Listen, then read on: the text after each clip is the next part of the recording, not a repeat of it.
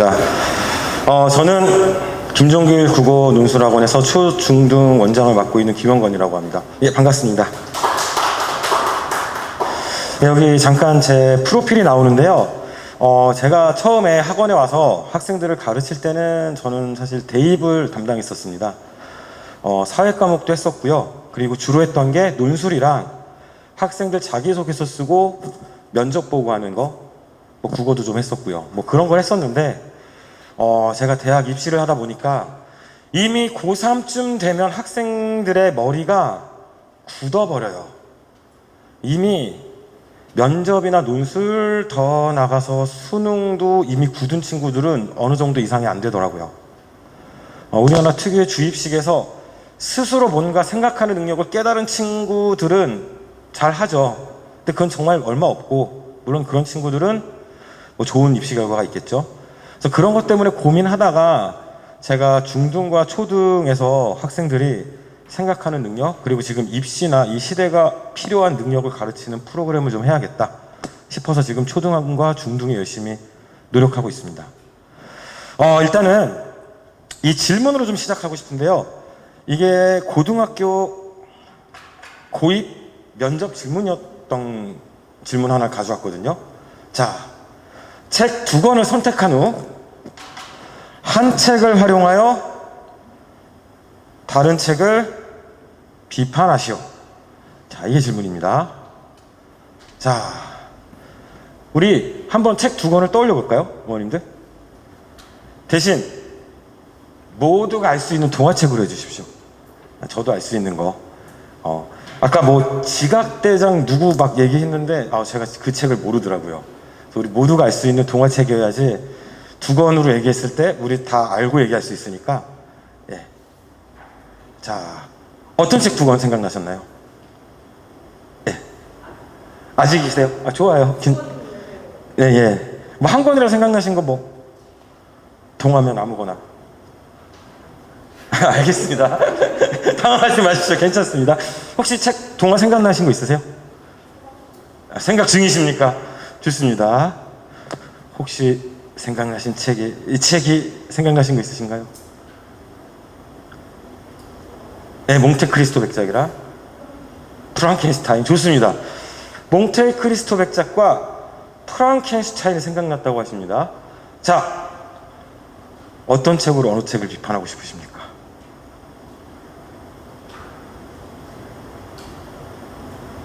몽테크리스토 백작과 프랑켄슈타인. 예, 혹시 뭐 책 2권 또 생각나신 분 계시나요? 당황스럽죠. 사실 이 질문을 실제로 해보면 대부분의 학생들이 책 2권을 선택하느라 많은 시간을 보냅니다. 무슨 책을 선택하는지는 사실 별로 중요치 않은 질문인데 왜? 지금 어머님들도 막 또 안 떠오르잖아요. 그리고 막 책 2권 얘기하는데 백설공주 신데렐라면 어때요? 동화하면 바로 떠오르잖아요. 백설공주 신데렐라, 인어공주, 뭐 또 뭐 있나요? 흥부놀부. 한 번쯤 머릿속에 싹 스쳐 지나가지 않으셨어요? 근데 왜 말씀을 못 하셨죠? 왠지 그걸 말하면 면접관이 나의 수준을 낮게 볼 것 같은 약간의 압박감? 정답이 없어요. 2권을 고르는 건. 학생들이 그런 생각을 한다는 거죠. 그 순간부터 이 면접은 망하는 길로 가는 겁니다. 망하는 길로 가는 겁니다. 어떤 책을 꼽아도 상관이 없습니다. 동화면 어때요? 질문을 보세요. 책 2권을 선택한 후 한 책을 활용하여 다른 책을 비판하시오. 그 책의 내용을 자세히 설명하라는 것도 아닙니다. 선택한 2 책을 활용해서 네가 무슨 얘기를 할 수 있는지 보겠다는 거예요. 네가 그 책에 대해서 뭘 아는지, 수준 높은 책을 알고 있는지 모르는지 그게 궁금한 게 아닙니다. 책 2권이라는 걸 활용해서 네가 어떤 얘기를 할 수 있고 어떤 가치 있는 얘기를 할 수 있는지 그걸 보고 싶은 질문인 겁니다. 자, 그러면 아까 뭐였었죠? 프랑켄슈타인과 몽테크리스토였습니까? 좋습니다. 책 전체를 할 필요도 없어요. 일부 갖고 해도 돼요. 한번 해볼까요? 해보죠. 네. 저는 프랑켄슈타인과 몽테크리스토 백작을 선택했습니다. 그리고 저는 몽테크리스토 백작으로 프랑켄슈타인을 비판하고자 합니다. 프랑켄슈타인 박사는 자기가 창조한 그 존재를 얼굴이 흉하다는 이유로 괴물이라고 불렀습니다. 그리고 경멸하고 멸시하고 정말로 괴물 대하듯이 했습니다. 그 결과가 어땠나요? 그 괴물은 프랑켄슈타인의 가족, 그리고 프랑켄슈타인을 정말 위협하는 괴물이 되고 말았습니다. 반면 몽테크리스토 백작에선 감옥에서 처음 만난 옆에 있던 노인이 몽테크리스토에게 큰 친절을 베풉니다. 심지어 죽을 때는 자기가 숨겨놨던 보물을 주기도 하죠. 이를 통해 비록 몽테크리스토 백작이 복수를 하긴 했지만 결국 마지막엔 자기 복수의 허무함을 깨닫고 저 진정한 삶의 가치를 깨닫는 결말로 끝납니다. 이 두 차이는 어떻게 일어났을까요? 바로 멘토가 어떻게 했는지에 따라 다릅니다. 괴물을 창조한 프랑켄슈타인은 어떻게 보면 아버지 같은 존재임에도 불구하고 얼굴이 못생겼다는 생각으로 그를 멸시하고 경멸했습니다. 반면 노인은 처음 만난 몽테크리스토임에도 불구하고 그를 아끼고 그의 미래에 투자를 했습니다. 바로 이 이야기의 차이는 그 점에서 등장한다고 봅니다. 그래서 저는 앞으로 세상을 살아가면서 또 학교에서 생활을 하면서 제 주위에 있는 친구들에게 프랑켄슈타인 박사 같은 사람이 아니라 몽테크리스토 백작의 노인과 같은 사람이 되고자 합니다. 저로 인해 제 주변에 있는 사람이 좋은 영향을 받고 좋은 결과를 낼 수 있는 사람이 되도록 저는 노력할 것입니다. 저를 뽑아주신다면 뭐 이렇게 하면 되겠죠. 네. 자, 저 별로 많은 정보 안 썼습니다. 책에서. 한 장면 한 장면이었어요. 그죠? 뭘로 연결한 겁니까? 뭔가 돌봐준 두 명. 돌봐줘야 하는데 돌봐주지 않은 사람. 처음 만났음에도 돌봐준 사람. 대비 갖고 끌어간 거예요. 그리고 이런 얘기를 할 수 있는지 없는지를 보는 겁니다. 몽테크리스토 백작 내용이 어때요? 이런 건 관심사가 아니에요. 즉, 네가 얼마나 알고 있느냐를 궁금해하지 않는다는 겁니다. 다음 것도 좀 볼까요? 이건 상상고 면접 기출인데요. 제시문의 내용은 대략 이렇습니다. 복숭아 나무에 어떤 가지를 하나 붙였대요.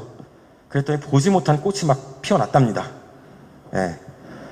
2번 문제가 더 중요합니다. 글쓴이의 변화와 비슷한 예시를 책 2권 연결해 견해를 밝히라고 하고 있습니다. 자, 비슷하죠? 책 2권의 내용이 궁금한 게 아니에요. 네가 이 제시문과 책 2권을 활용해서 도대체 뭘 할 수 있는지 보겠다는 겁니다. 대입 문제도 볼까요? 서울대 의대 면접 기출 문제입니다. 동백꽃, 매화, 그리고 마지막 목련, 세 가지 꽃에 대한 설명이 나와 있습니다. 그리고 질문을 잘 봅시다. 제시문에 나온 꽃들을 뭐에? 인간의 삶에 비유해 보라고 그러고 있습니다. 결국은 이 꽃 내용들을 갖고 삶에 대한 통찰과 연결하는 질문입니다. 그 다음 볼까요? 관련 있는 역사적 인물을 소개해봐라. 결국은 네가 알고 있는 지식을 이 제시문과 연결해서 너 뭐 할 수 있는데, 그걸 묻고 있죠. 단순 지식 질문이 아닙니다. 자, 그 다음에 너의 삶의 가치와 부합하는 꽃은 무엇이냐? 이런 질문들. 계속 똑같은 능력을 보고 싶어 하죠. 즉, 이것도 나왔던 질문들인데, 즉, 지금 현대사가 원하는 인재, 그리고 실제 입시가 원하는 인재는요, 단순히 지식이 많은 인재가 아닙니다. 그 지식으로 할 수 있는 능력 플러스 인성입니다. 여기서 인성은 착한 거 얘기하는 게 아니에요. 자기주도적인 태도, 긍정적인 태도, 적극적인 태도, 공동체성, 이런 것들입니다. 인성, 리더십. 착한 거를 보는 게 아니에요. 일종의 삶을 대하는 태도죠. 우리 아까 영상 잠깐 보셨겠지만 궁금한 게 안 생겨요. 얼마나 소극적이고 아무것도 안 하는 태도입니까? 그리고 저희도 어느새 주변의 눈치를 보면서 수동적이고 아무것도 하지 않으려는 태도가 박혀 있는지도 모릅니다.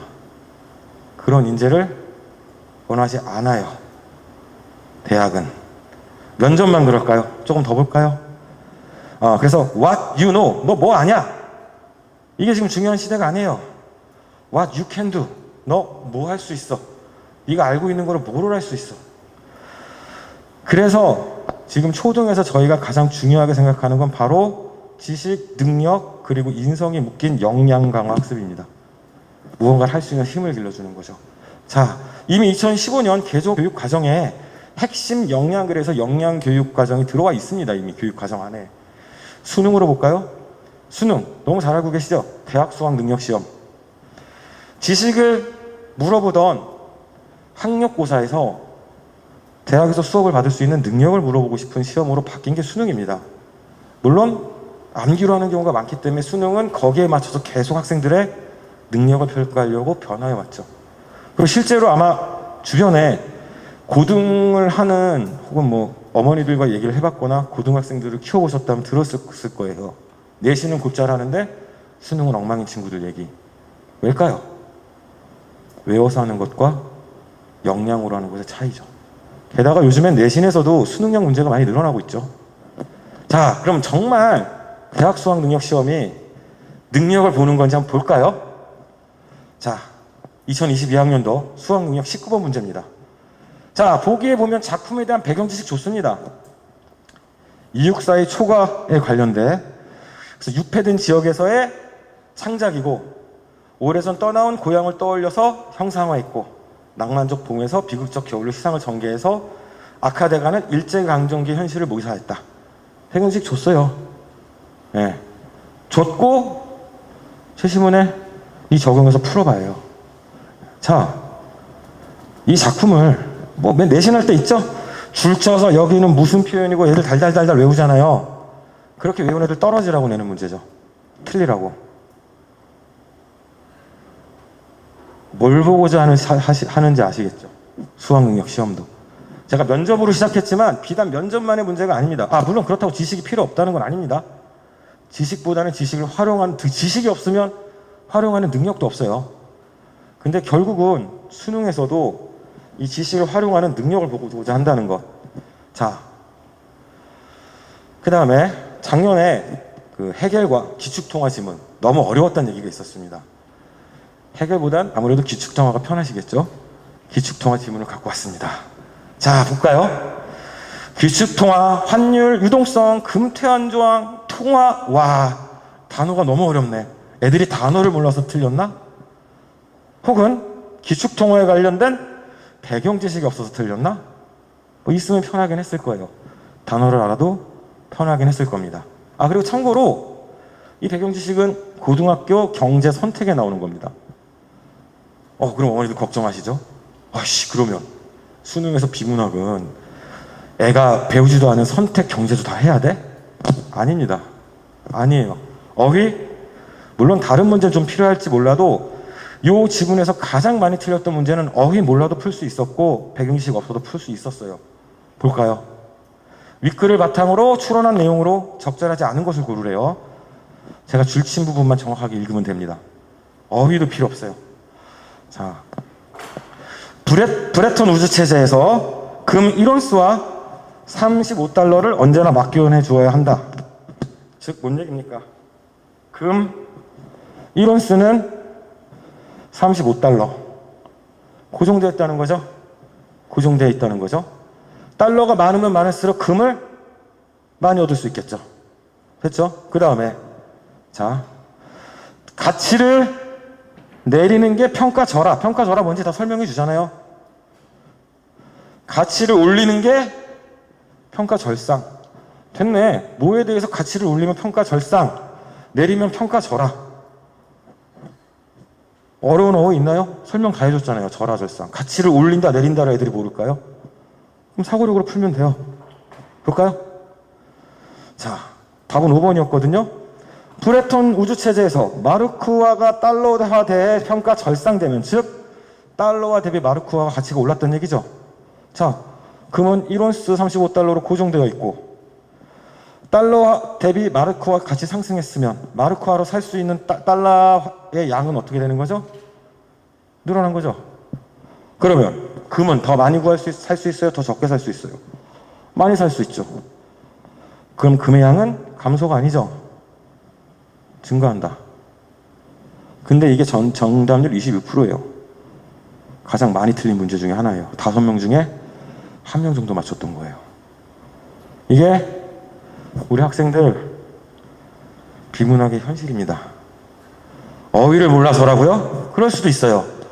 배경 지식을 몰라서라고요? 그럴 수도 있어요. 근데 기본적으로는 생각 안 해서요. 왜? 생각해 본 적이 없거든요. 외웠던 거 반복으로 시험 봤거든요. 문학작품 줄치고 외운 거 나오면은 나왔네. 잘 모르겠어. 그러면 문제를 안 보죠. 내가 이거 옛날에 봤던 것 같은데 뭐라고 써 있었지? 이렇게 시험을 보는 애들을 떨어뜨리려고 하는 게 지금의 고입이고 대입이라는 겁니다. 실제로 내신도 이 분위기에 편승하고 있습니다. 중등하면 많이 듣는 거 외부지문 많이 들으셨죠? 외부지문 왜 낼까요?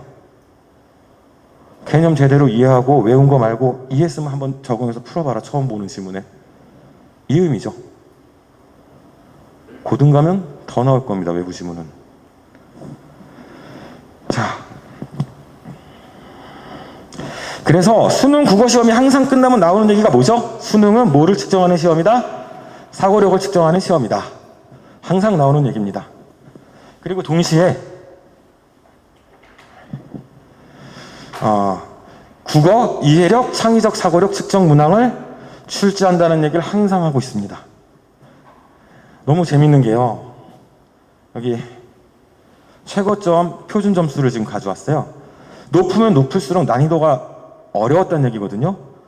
19, 20, 21, 22 전부 다 이때 빼고요.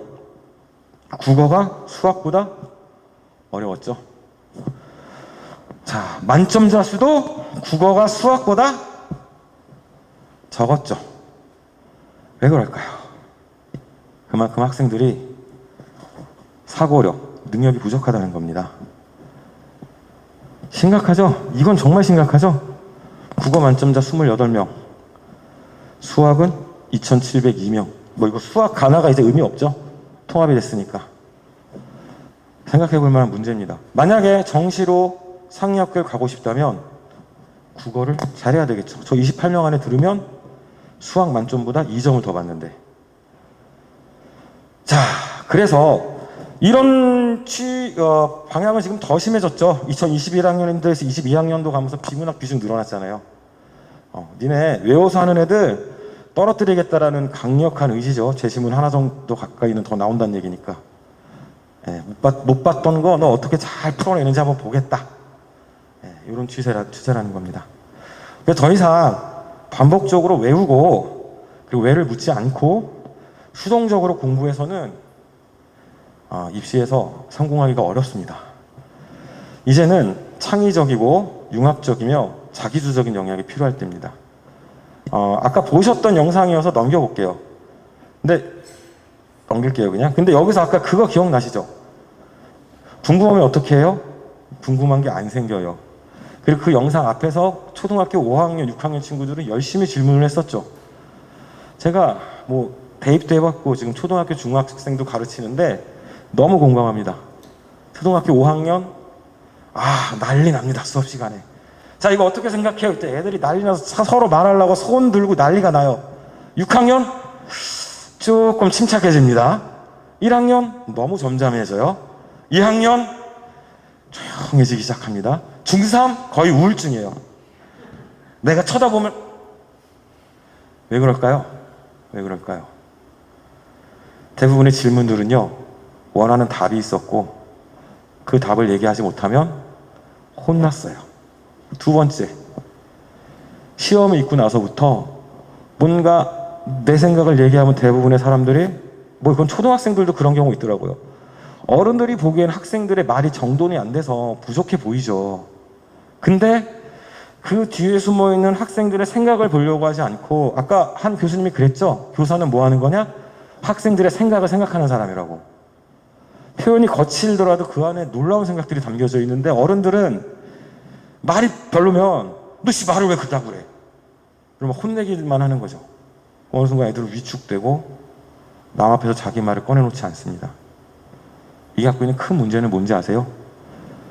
아까 메타인지가 잘하는 게 설명이라 그랬죠? 설명할 기회들을 잃게 되는 겁니다. 그러면서 점점 빛났던 능력들이 사라지고 수동적인 학습자, 소극적인 학습자로 변해가는 거죠. 원래는 다 빛났던 친구들인데 누가 이렇게 만들었을까요? 우리요. 우리. 네. 학교 선생님들, 학원 선생님들, 부모님들. 네. 자, 한 농부가 있습니다. 이 농부가 열심히 농사를 져서 많은 생산물을 얻으려면 당연히 논도 필요합니다. 이 지식이라고 저는 생각해요. 그렇지만 이것만으로는 부족해요. 농사기술도 있어야 되겠죠. 이게 사고력이라고 볼 수 있을 겁니다. 능력이라고. 이 두 개가 만나야 생산성, 곧 역량이 나오는 겁니다. 그리고 이 생산성이 높은 농부는 일을 하면 같은 지식을 갖고도 훨씬 많은 걸 해놓을 수 있겠죠. 자, 그래서 저희 수업은 국어도 단순히 작품에 뭐 나오는 걸 이렇게 외우게 하거나 그런 방식으로 하지 않습니다. 확실하게 개념을 이해하고 그 개념을 적용하는 능력을 키워주고자 합니다. 자, 그래서 특징이 뭐냐면요. 일단 어떤 개념을 배우냐? 수능까지 쓰는 핵심 개념들을 배웁니다. 그리고 이 개념들을 어떤 거에 적용하냐? 중학교 1학년에서 3학년까지 자주 나오는 지문에 연습을 하게 합니다. 좀 어렵긴 해요. 그래서 문제가. 왜냐면 중학교 3학년 지문까지 다 실려 있어서. 예. 그리고 또 특징 하나? 작품 안 알려줘요. 개념만 알려주지. 다 처음 보는 작품이에요. 뭐 좀 풀다 보면 전에 봤던 작품이 나오기도 하죠. 작품에서는 안 합니다. 왜? 그건 나중에 해도 돼요. 지금 얘네들은 국어 확실하게 끝까지 갈 핵심 개념을 이해하고 그걸 활용하고 적용하는 역량을 키워야 될 때거든요. 그래서 개념을 이해하고 적용하는 역량 강화가 목적입니다. 한번 볼까요? 서술자와 시점입니다. 뭐 1인칭 주인공, 관찰자, 전지적 작가, 3인칭 관찰자 간단하게 각각을 설명해 줍니다. 그리고 나서 이 표. 근데 이런 표로는 뭔지 모를 거예요. 이렇게 하면은 정신이 몽롱합니다. 각각을 좀 이렇게 얘기해 준 다음에 이렇게 얘기해 줍니다. 자, 개념 일단은 뭔 말인지 알아들었어요? 적용을 할 수 있어야 되잖아요. 적용할 수 있게 알려줍니다. 자,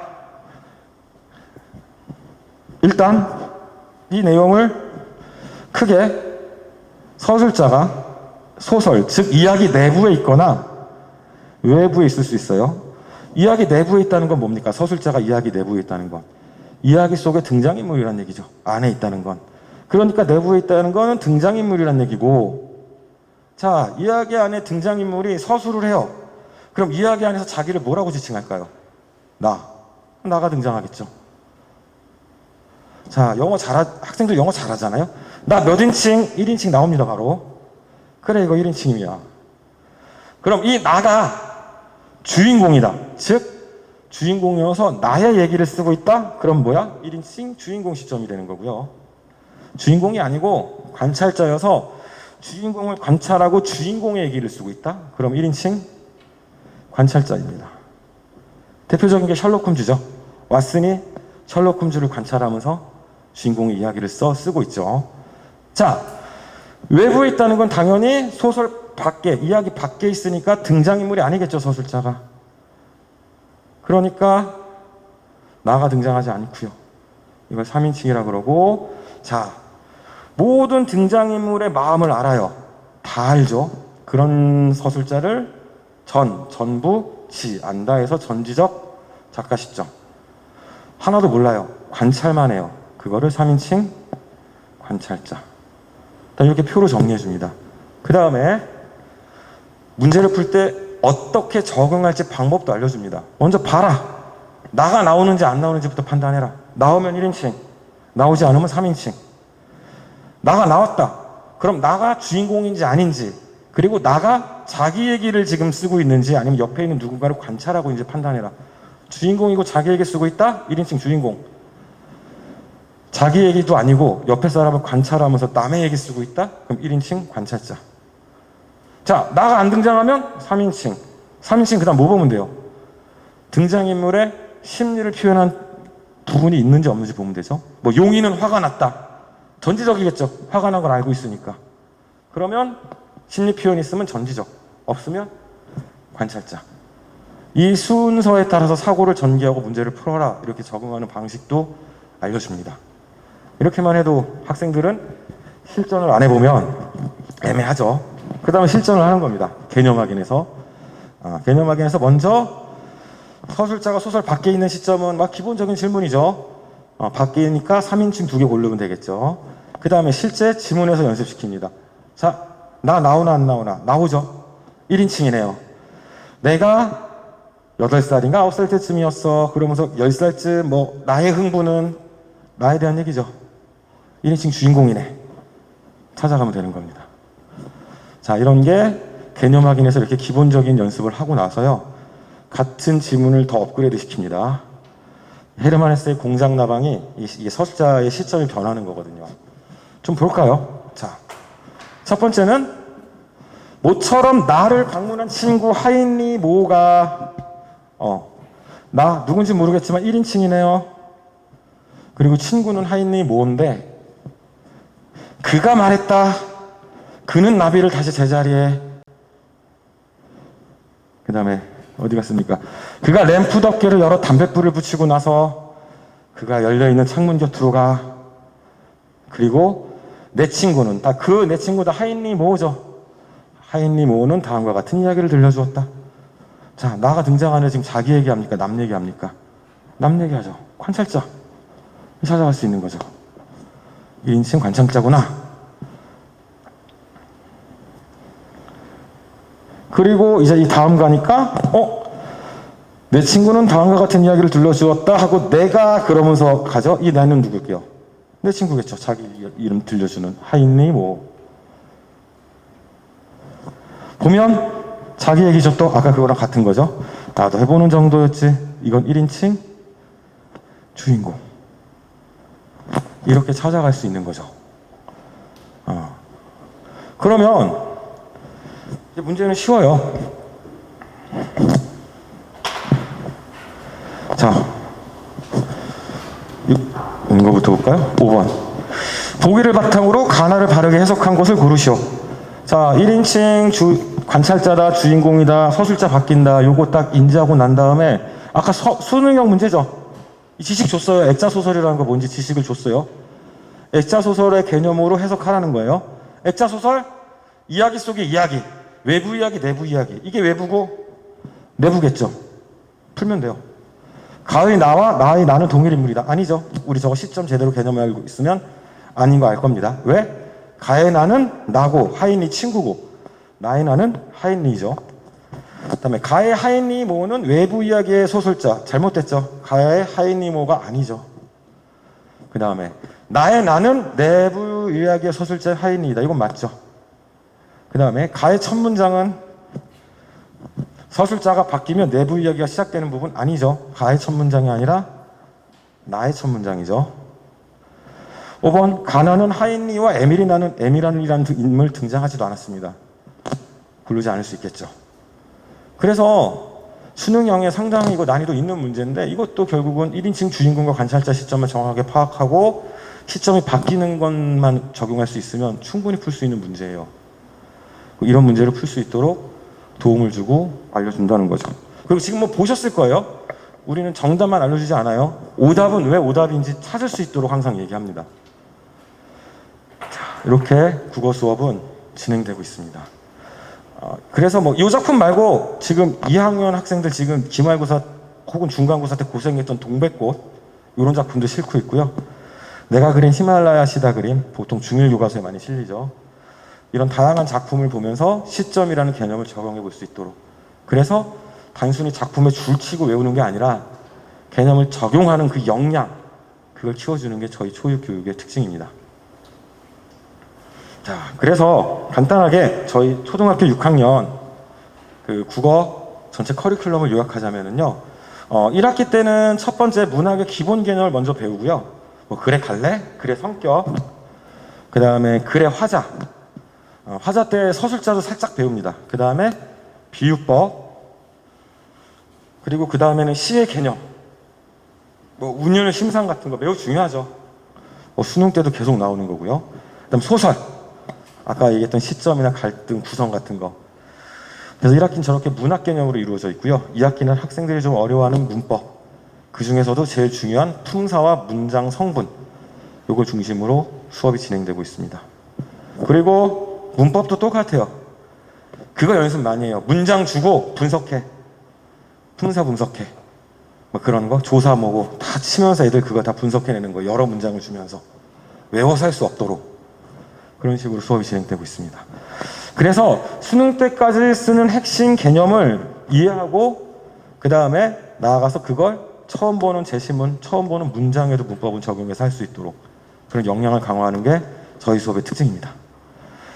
자, 그 다음에 독서토론 논술 수업을 조금 설명드리자면요. 시카고 플랜이라고 인문고전 144권을 읽기 프로젝트가 있었습니다. 이 프로젝트를 하고 난 다음에 평범했던 대학 시카고 대학이 세계적인 명문으로 발돋움했는데요. 보통 이 이야기를 얘기하면서 144권이나 읽었으니까 애들이 똑똑해지지라고 얘기를 하는데 사실은 144권을 읽은 게 중요한 게 아닙니다. 다시 말씀드리죠. 144권을 읽었다는 거에 집중하는 사람은 뭡니까 아직도? What you know에서 벗어나지 못한 사람들이에요. 144권을 막 읽어서 애들이 똑똑해졌다 그러면서 독서를 얘기한다? 의심해 봐야 돼요. 전문성을. 이게 중요했던 겁니다. 첫째, 모델을 정하라. 두 번째, 영원한 가치를 발견하라. 셋째, 발견한 가치에 대하여 꿈과 비전을 가져라.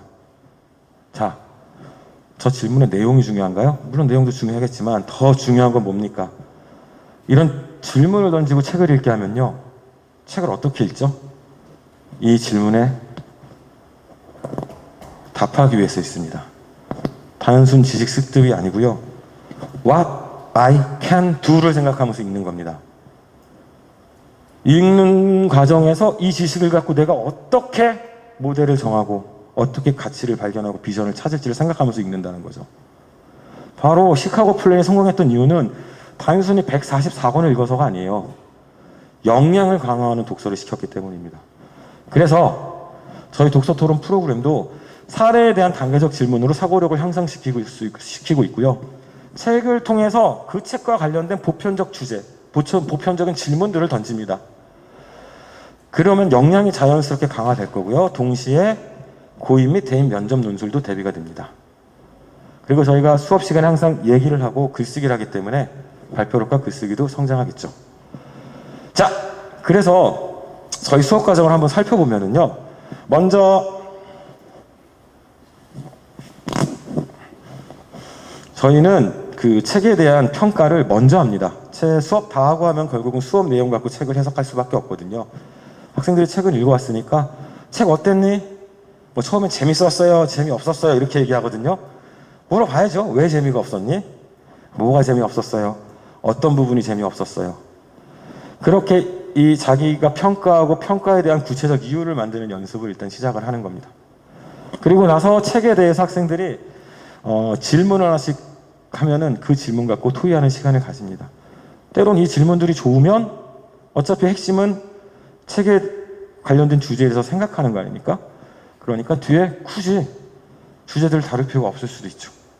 때로는 주제와 관련된 질문을 학생들이 하기도 하고요. 자, 이 책은 돈키호테였죠. 돈키호테, 광인 같은 사람이 하나 나옵니다. 풍차를 보고 거인이라 달려들고. 그래서 여기서 우리가 했던 주제는요. 미쳤다의 기준, 그게 뭘까? 예요. 그리고 이 질문은 당연히 뒤에 이 미셸 푸코의 광기 역사와도 연관이 돼 있습니다. 어머니들 잘 아시겠지만 미셸 푸코가 광기 역사에서 이런 얘기를 하죠. 광기라는 건 근대에서 권력이 자기 마음에 들지 않는 대상들을 배제하고 억압하기 위해서 만들어낸 거다. 광기의 기준이. 과거로 가볼까요? 과거의 광기는요. 영웅이 되는 자질이었어요. 진짜예요. 자, 고구려를 만든 고주몽. 어디서 태어났죠? 고주몽? 아래서 태어났죠?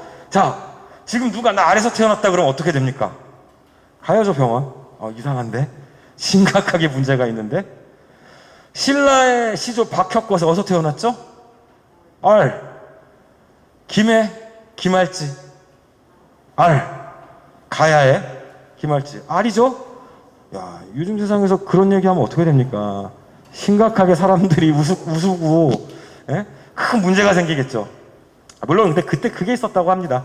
새가 하늘을 날잖아요. 새가 낳는 게 알이잖아요. 그래서 하늘을 나는 새는 하늘과 땅을 매개하는 어떤 하늘의 사자같이 보였었고요. 그래서 알에서 태어난다는 게 바로 하늘에서 내려온 사람 혹은 하늘과 땅을 잇는 존재 뭐 이런 식의 생상들을 했었대요. 과거에는. 그래서 난생설화들이 있는 건데 어쨌든 중요한 건 과거에는 그런 사람들을 영웅으로 대접했어요. 영웅이면 당연히 알 정도에선 태어나야 되는 거죠. 네. 그리고 로마의 시조는 늑대젖 먹고 컸다 그러죠. 네. 그러니까 이렇게 지금으로 보면 미친 소리들을 했던 사람들이 영웅이 되는 겁니다. 근데 이건 어떻게 됐다고요? 이성이 지배하니까 그럼 권력 마음에 안 드는 거예요. 가라. 저기 어디? 병원으로. 혹은 단두대로. 그 대표적인 게 마녀사냥과 홀로코스트라고 할 수 있죠. 이 얘기를 저희는 먼저 하지 않아요. 그 전에 학생들 보고 미쳤다의 기준이 뭔지를 한번 생각하면서 이 기준이 과연 절대적인가 생각해 보게 하죠. 첫 번째 이런 거 물어봅니다. 아이돌 가수를 너무 좋아해서 그의 일거수일투족을 쫓아다니는 사생팬. 미쳤다고 하는 친구들이 생각보다 많아요. 왜? 솔직히 너무 좋으면 그럴 수 있죠. 뭐 정신이 이상한 건 아니잖아요. 근데 미쳤다고 생각하냐? 뭔가 과도하고 아이돌한테 피해를 주니까. 자, 친구들이 미쳤다를 물어봤는데 좋으냐 나쁘냐 도덕적이냐 아니냐를 대답하기 시작하죠. 그게 아니다. 미친지 안 미친지를 얘기해야 된다. 그래도 여기서는 느끼지 못해요. 그 다음 내 동생이 병아리를 부화시키겠다고 달걀을 품고 있다. 에디슨 얘기죠. 이거는 또 애들이 동생이 몇 살이냐고 많이 물어봐요. 한 4살? 그럼 괜찮대요. 5살? 괜찮대요. 초등학교 1학년? 나뉘기 시작해요. 그럼 제가 이제 갑자기 이러는 거죠. 오케이. 그럼 선생님이 어느 날 여기에 달걀을 품고 와서 진심으로 내가 이 달걀을 부화시키겠다 그러고 이러고서 수업을 하고 있어. 어때? 다들 이구동성으로 뭐라 그러죠? 미쳤어요. 같은 행동인데 왜 나이에 따라서 다르게 판단하지? 질문을 해보는 거죠. 이 행동 몇 살까지는 안 미친 거고 몇 살부터 미친 거지? 이런 질문들로 미쳤다의 기준이 생각보다 정확하지 않네 를 느끼게 해주는 거죠. 그 다음 질문. 애니메이션을 좋아하던 삼촌이 어느 날 엄청나게 큰 베개를 들고 옵니다. 뭐가 그려져 있겠죠? 양갈래 머리에 아름다운 미소녀가. 그리고 말하는 거죠. 나 미쿠짱이랑 결혼할 거라나. 애들 미쳤냐 안 미쳤냐? 의학 경악을 하면서 미쳤다고 얘기를 하는 경우도 있고 뭐 아닌 경우도 있어요. 좋다는데 무슨 상관이냐? 네. 뭐 밑에는 그런 친구들 있습니다. 대선에 출마한 후보가 자기가 공중부양을 할 수 있고 내 눈을 바라보며 병이 낫는다고 하고 있습니다. 미쳤냐 안 미쳤냐? 이런 질문들을 던지면서 미쳤다 안 미쳤다의 기준이 뭘지 스스로 생각해 보게 하는 거죠. 여러 가지 의견이 나옵니다. 학생들이. 그리고 나서 미셸 푸코를 얘기하면 이건 더 이상 남의 얘기가 아니에요. 학생들이 충분히 해봤던 생각이기 때문에. 실제로 학생 입에서 많이 나오는 얘기가 상식이다. 많은 사람이 생각하는 것과 다르게 행동하는 거다. 이런 말들이 진짜로 나옵니다. 그리고 푸코가 하는 얘기죠. 권력은 지식을 생산한다. 지식이라는 이름으로 권력이 마음에 드는 걸 많은 사람이 맞다고 생각하게 만든다. 뭐 그런 얘기 실제로 푸코가 하거든요. 이미 이 과정 안에서 학생들의 사고는 자기 스스로 푸코의 핵심에 가까이 간 겁니다. 물론 다른 의견을 얘기하는 친구들도 있어요. 그건 또 그거대로 괜찮죠. 예. 그리고 나서 아까 얘기했던 이런 식으로. 그래서 문학에서 사회학, 철학, 역사로 자 하나의 주제죠. 미쳤다 안 미쳤다의 기준은 무엇이냐. 이 안에서 구체적인 다양한 사례 그리고 학자의 입장, 역사적 사례 수많은 지식들이 같이 어우러지면서 학생들이 무슨 말을 할 수 있는지 이 능력을 키워주는 거죠. 그리고 2주차가 되면 저희는 이제 독서 활동 말고 구체적인 활동을 하는데요. 아주 구체적인 사례입니다. 게임 중독은 치료받아야 할 중독일까? 이런 질문이에요. 그리고 요거에 대한 어떤 간단한 기사문도 보여주고 그 다음에 이런 개념들도 설명해주고 그래서 게임 중독은 질병인가 아닌가에 대해서 토론을 시킵니다. 네. 뭐 푸코를 좋아하는 친구들은 아니라 그러겠죠. 푸코 입장에 동의하는 친구들은. 게임 중독은 질병이 아니다. 그건 그냥 엄마랑 선생님들 애들 게임하는 거 꼴 보기 싫으니까 미쳤다고 해갖고 격리 내지는 교화시키려고 만든 거다 라는 말을 하겠죠. 물론 푸코에 반대하는 친구들은 아니다. 게임 중독하면 애들한테 너무 큰 피해가 온다. 치료해줘야 된다. 게다가 혼자 못 끊어 뭐 이런 얘기들을 하기도 하겠죠. 자, 근데 이 주제가 교대 면접 기출이었습니다. 경인교대였을 거예요. 1. 게임 중독은 질병인가? 2. 게임 때문에 학업 성취도가 떨어지는 학생을 어떻게 지도할 것인가? 네. 자, 게임 중독은 질병인가 아닌가? 입장을 일단 얘기해야 되겠죠. 이거 실제로 대입하는 친구들한테 질문해보면요, 대부분 질병이다로 가요. 가도 상관없어요. 근데 그 다음 질문을 답해야겠죠? 왜냐하면 선생님은 의사가 아니잖아요. 질병이라 해놓고 마치 자기가 의사인 듯이 답을 하면 될까요? 안 될까요? 안 되죠. 교대는 어쨌든 결국은 선생님의 입장에서 어떻게 할 건지를 물어보는 질문인데 마치 선생님이 신인 듯이 대답을 합니다. 네. 오히려 솔직히 이 질문은 질병이 아니다로 가는 게 나을 수도 있어요. 푸콜 가라면서 질병이 아니다로 가볼까요? 저는 게임 중독은 질병이 아니라고 생각합니다. 그것은 어쩌면 학부모와 선생님 또 다른 어른들이 만들어낸 폭력일 수도 있습니다. 물론 몇몇 학생들은 너무 과도한 게임 이용으로 학업 성취도가 떨어지거나 문제를 겪을 수도 있습니다. 그러나 이거는 병원에서 치료할 질병이 아니라 선생님과 학부모들이 대화로 풀어갈 어떤 삶에서 어려움에 불과합니다. 이런 식으로 풀어가야 선생으로서 할 수 있는 역할도 할 수 있지 않을까요? 질병으로 하면 이렇게 되는 거죠. 질병이라고 생각합니다. 왜냐하면 학생들이 너무 많은 피해를 입고 스스로 끊을 수 없기 때문입니다. 그럼 병원에서 치료받아야 됩니다. 어떻게 지도할 건가? 병원 보내야죠. 뭘 할 거예요? 내가 약을 처방할 겁니까? 상담을 한다고요? 그럼 당장 이런 추가 질문 올걸요? 선생님은 그 심리상담이나 정신의학에 대한 전문성이 없는데 상담을 하는 건 학생한테 위험하지 않을까요?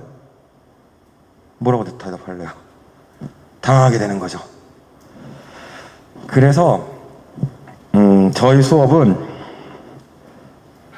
지금 주제를 보면 아시겠지만 다양한 보편적인 주제들을 미리미리 생각해 보게 합니다. 보면은 뭐 정의란 무엇인가, 개인의 자유와 공동체, 민주주의와 정의, 정의로운 사법 이런 질문들이 있고요. 실제로 이건 한학고 면접 기출인데 2020년 검사였어요. 첫 번째 질문, 정의란 무엇인가요? 당신이 생각하는 정의는 무엇이냐? 세 번째는 검사가 피의자 인권을 침해한 사례에 대해 어떻게 생각하나요? 이런 질문이 나오고 있습니다. 이때 저희 수업했던 내용들을 기억하는 학생들이라면 활용할 수 있겠죠. 그래서 보편적인 주제를 구체적 사례에 적용하면서 면접 예행 연습도 할 수 있습니다. 사실은 면접 예행 연습이 중요한 게 아니고요. 주제를 구체적 사례에 적용하면서 역량이 강해지잖아요. 그러니까 면접도 잘할 수 있는 능력이 커지는 겁니다. 네. 자, 요건 좀 넘어가고요. 요건 좀 보죠. 그리고 이거는 또 다른 주제활동 사례입니다. 이거는 지킬 박사의 사례고요. 지킬 박사와 하이드. 지킬 박사는 멀쩡하지만 하이드는 악인이잖아요. 막 살인을 저지르고 다녔어요. 그리고 하이드 인격이 싹 없어졌습니다. 그래도 지킬이 지킬 몸으로 살인을 한 거긴 하잖아요. 자, 처벌해야 될까? 처벌하면 안 될까? 일종의 모의법정입니다. 학생들이 집중할 수 있도록 이렇게 고소장도 만들어줍니다. 그래서 공소사실, 피고인 지킬은 어린 성냥팔이 소녀를 폭행하고 허루경을 살해했음에도 자신의 죄를 뉘우치지 않고 그 범죄는 자신이 아닌 자신의 또 다른 인격 하이드가 저지른 일이라 변명하고 있기에 공소를 제기합니다. 자, 이건 모의법정이죠. 도덕적 판단을 하는 게 아닙니다. 제가 아까도 지금 느끼셨겠지만 학생들한테 가장 강조하는 게 뭐냐면요. 지금 우리가 무엇에 대해 얘기하고 있는지 집중하도록 많이 얘기합니다. 지금 초등학교 6학년에서 중1 올라갈 때 논리적 사고가 한창 발달할 때거든요. 이때 지금 얘기하고 있는 논점이 뭔지를 집중하는 능력을 가르쳐줘야 돼요. 관계없는 걸로 생각이 뻗어나가는 거를 다듬어줘야 되는 거죠. 그래서 보시면은 이건 도덕이 아니에요. 법에 대한 얘기이기 때문에 심신미약, 용서할 수 있는 이유죠. 심신미약이면 감형의 사유가 되니까. 또 하나, 위법성 조각사유. 위법성 조각사유라는 건 뭐냐면 위법한 행위를 했어요. 범죄긴 범죄예요. 근데 몇 가지 사유가 있으면, 이유가 있으면 그 위법성이 없어진다는 얘기예요. 처벌하지 않겠다. 대표적인 게 뭐 정당행위, 뭐 자구행위, 긴급피난 뭐 몇 가지 있어요. 예를 들면 이런 거죠. 지하철을 타고 가는데 지하철에서 불이 났어요. 문은 닫혀 있고 안 열려요. 그럼 어떻게 해야 돼요? 유리라도 깨야죠. 깨고 탈출했습니다. 자, 유리를 깨는 거 평소면 뭐죠? 공공기문 파손이죠. 처벌받아야 돼요. 처벌받아야 돼요. 위법성은 성립했어요. 근데 사유가 뭐죠? 나를 구하려는 행위였죠. 그렇기 때문에 위법성이 조각돼서, 즉 위법한 특징이 없어져서 처벌하지 않게 되는 거거든요. 그래서 이거는 모의법정이기 때문에 학생들한테 옳고 그름, 도덕을 얘기하는 게 아니다. 이중의 이유를 골라서 넣어줘야 된다. 이렇게 토론을 시키고 있습니다. 지금도 보이시죠? 상황, 개념, 활용. 그죠? 지식을 활용하는 역량교육. 동시에 뭐 약간 시간이 되면은 이 직업에 대해서 조금 얘기해주고, 그래서 학생들이 좀 진로 탐색이 됐으면 하는 바람도 있습니다. 네, 그래서 이렇게 저희가 국어와 독서토론 수업이 진행되고 있고요. 수업 구성 및 시간, 과제는 뭐 간단하게 설명드릴게요. 초등학교 6학년은 주 1회 3시간, 국어 1시간, 독서토론 2시간. 지금 초5는 현재 독서토론만 2시간 진행하고 있습니다. 독서토론 똑같습니다. 초6이나 초5나. 다만 책의 난이도가 좀 쉽죠. 초5는. 그리고 아마 8월 정도부터는 초등학교 5학년도 국어 수업이 추가돼서 2시간이 아니라 2시간 30분으로 수업이 진행될 예정입니다. 그리고 뭐 수업 내용은 첫 주는 개념 해설, 둘째 주는 문제 해설. 독서토론은 첫 번째는 독서활동, 아까 말씀드렸던 그 미쳤냐 안 미쳤냐, 푸콘하고 이러는 부분. 두 번째 주제활동은 이제 게임 중독 질병화에 대해서 찬성반대 토론을 한다든지, 아까 같이 모의법정을 한다든지, 이런 게 2주차고요. 그 다음에 2주차 수업이 끝나면 글쓰기와 어휘과제가 나가고요. 1주차 요 해설 강의가 끝나면 다음 주에 문제를 풀어오고 문제 해설을 하고 있습니다. 그래서 그리고 초5 국어 수업은 또 어떤 게 추가되냐. 국어 수업은 조금 다르거든요. 간단하게 설명하면요. 초5 국어 수업의 핵심은요, 글을 제대로 읽고 이해하는 역량을 강화시키는 걸 목적으로 하고 있습니다. 그래서 문학 같은 경우에는요, 주제나 소재나 글의 성격, 인물 이해 등을 찾아내는 연습을 시킬 예정입니다. 당연히 작품 미리 공부 안 시킬 거예요. 읽으면서 이 글은 뭐에 대해 얘기하고 싶은 것 같아? 어떤 분위기가 느껴지니? 이런 질문들을 통해서 읽고서 찾아낼 수 있는 능력을 키워줄 예정입니다. 비문학은 핵심어 주요 문장 그리고 구조도 그리기를 통해서 엄밀하게 읽어내는 연습을 시킬 거고요. 예컨대 이런 겁니다. 아이고. 이거 지금 어린 왕자, 유명한 구절이죠. 모자. 어른들은 모자라 그러는데 코끼리를 삼킨 보아뱀이죠. 그러면서 어른들의 이제 이 답답한 고정관념에 대해서 어린 왕자가 비판하는 부분인데, 이 글에 대한 설명으로 적절한 것 1. 어른들의 다친 생각을 비판하고 있다. 결국 이 글이 궁극적으로 얘기하고 싶은 주제를 찾으라는 거죠. 읽고 이 글의 핵심이 뭔지, 이런 능력을 키워주려고 합니다. 두 번째, 성격으로 적절한 것. 읽고서 동화적 분위기가 나타난다. 느낌으로 느낄 수 있을 수 있죠. 그래서 이런 역량을 강화시키는 게 초등학교 5학년 국어 수업의 목적입니다. 자, 그리고 비문학은 이런 식으로 핵심 개념이나 뭐 첫째, 둘째 이런 거 표시하고 중요한 거 줄쳐서 핵심을 잘 파악해서 이렇게 구조화해서 읽을 수 있게 실제로 이렇게 구조도도 그리게 할 거고, 빈칸 넣어야 돼요. 구조도 있으면. 그리고 실전 문제도 연습해야 되겠죠.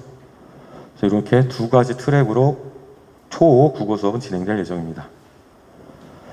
그리고 수업 시간은 초6은 토요일, 일요일 10시부터 1시, 2시부터 5시, 6시부터 9시 똑같습니다. 오목간도. 다만 오목간은 초6이 금요일 수업 하나 더 있어요. 3시부터 3시 맞나요? 여기? 3시 맞죠?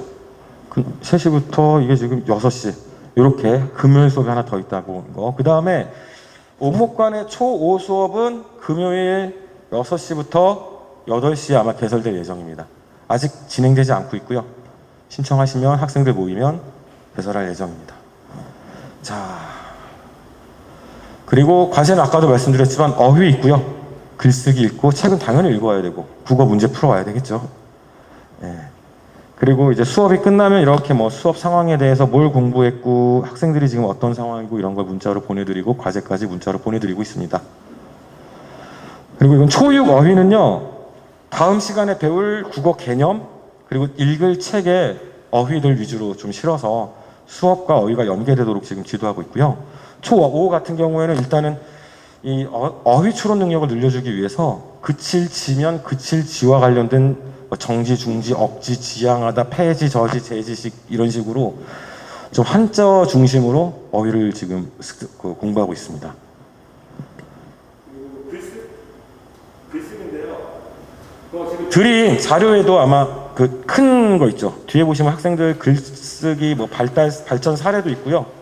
뭐 다른 다양한 글쓰기 사례들도 있는데 뭐 지면상 2가지 정도밖에 못 실었는데 어쨌든 처음에 이렇게 쓰던 친구가 있었습니다. 일단 글 내용은 둘째 치고 성의가 좀 없었죠. 근데 내용도 좋아지고 이렇게 바뀌었습니다. 얼마나 걸렸을 것 같으신가요? 여기까지 바뀌는데 2달 조금 더 걸렸어요.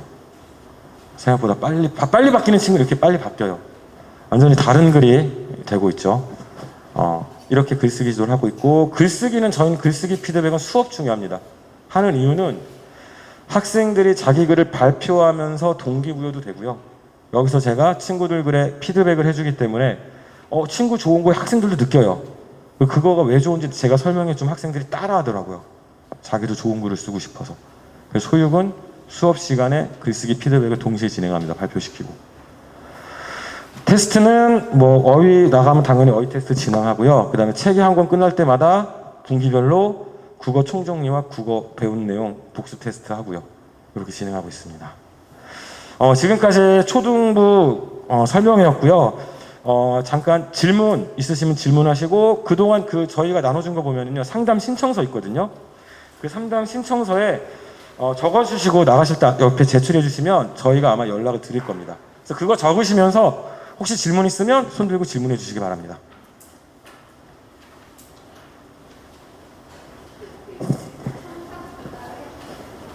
저희는 이제 써오면요, 그 자리에서 학생들한테 어차피 이거 줄치고 첨삭해봤자 어머니 보시기 좋았더라도 학생 잘 안 보거든요. 그 자리에서 학생들이 발표하면 어떤 게 좋았고 어떤 게 안 좋고 어떤 걸 개선하면 좋은지 그 자리에서 바로바로 얘기해 줍니다. 대신 이제 저희가 글을 메일로 미리 보내라고 합니다. 그래서 이제 좀 일찍 보낸 친구들은 수업 전에 저희가 한번 다 읽고 오고요. 그래서 뭘 피드백할지는 머릿속에 생각하고 들어오는 거죠. 네, 그렇게 해서 진행이 됩니다. 그리고 이제 중1쯤 가면 이제 학생들이 여기 뭐죠? 지면에다 첨삭을 해주고 설명을 해서 가서 좀 보고 뭔 소리인지 알아듣거든요. 중1부터는 지면 첨삭이 진행되고요. 초등까지는 아직은 이제 그게 학생들한테 별로 효과적이진 않은 것 같아서 수업 시간에 직접 그냥 발표하고 말로 첨삭을 해주고 있습니다. 또 질문 있으신가요? 네. 네. 신규는요, 지금 잠깐만요.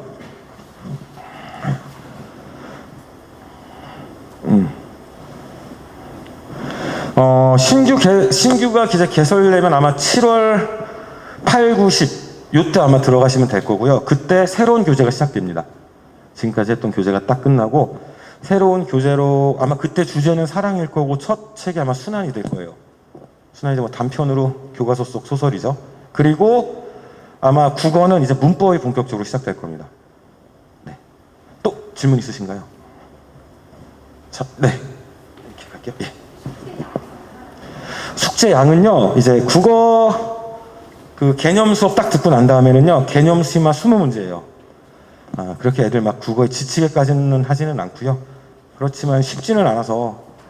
그 다음에 2번째 2주차 수업이 끝나면은요, 다음 주에 나올 국어 핵심 개념과 다음 주에 우리가 같이 볼 책의 어휘들로 어휘 과제 나가고요.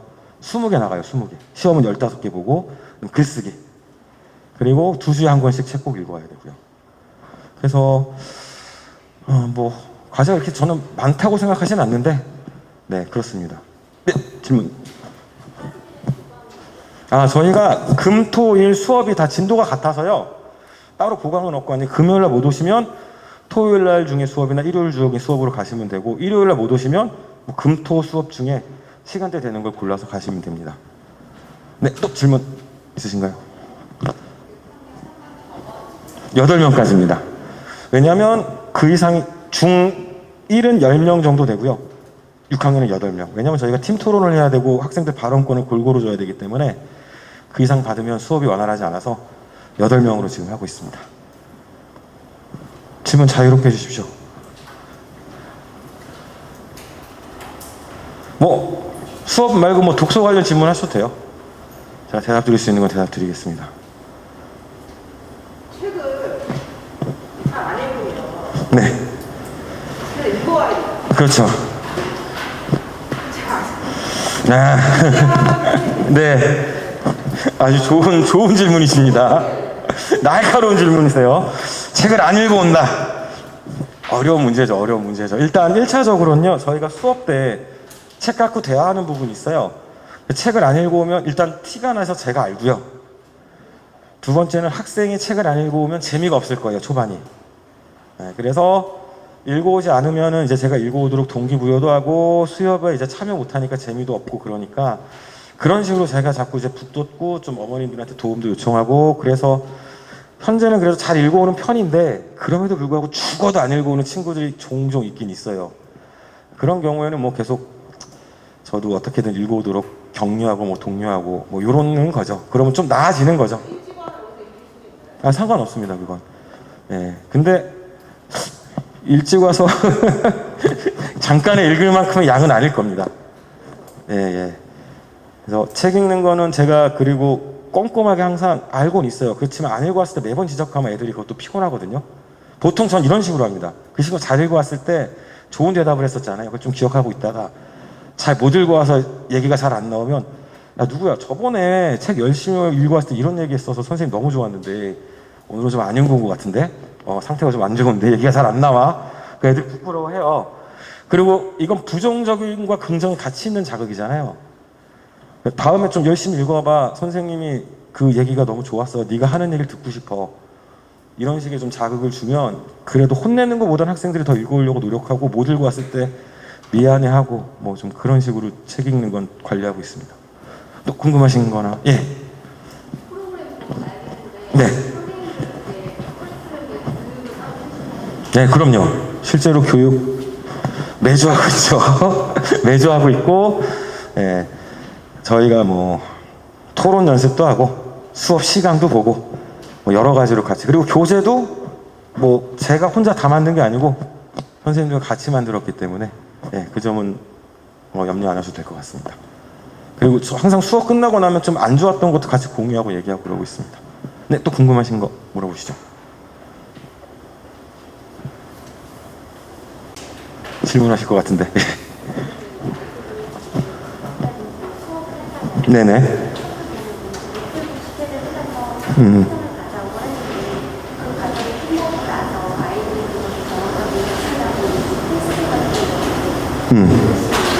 좋습니다. 질문 이겁니다.